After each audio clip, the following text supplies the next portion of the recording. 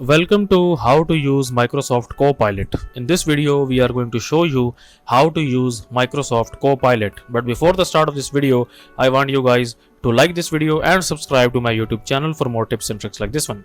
So first of all, what you're going to have to do, you need to open up your browser and then in the search, you will search for Microsoft Copilot. Okay, like this one. And then what you're going to have to do, you will open up this first link, which is copilot.microsoft.com.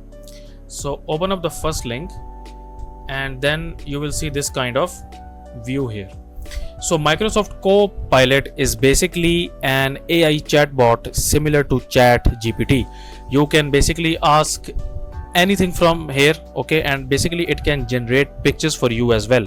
So how you can do this? First of all, basically if I ask anything from here, like write me a free song of 10 lines in English. Write me a free song of 10 lines in English.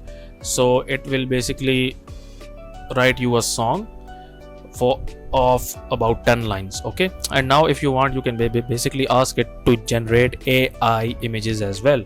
So make an image of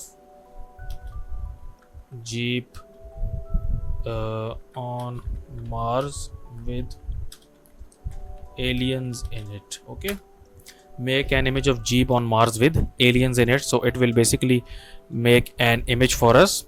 So we just need to basically, so basically what it will do now it's saying that basically you need to sign in to make pictures. So you will simply click on sign in, and for this you need to have a Microsoft account. So if you have a Microsoft account, you can just basically add the Microsoft account here, and if you don't have, you can just simply click on create one, and then it will basically, you need to just make a Microsoft account, and then you will be able to create AI images as well.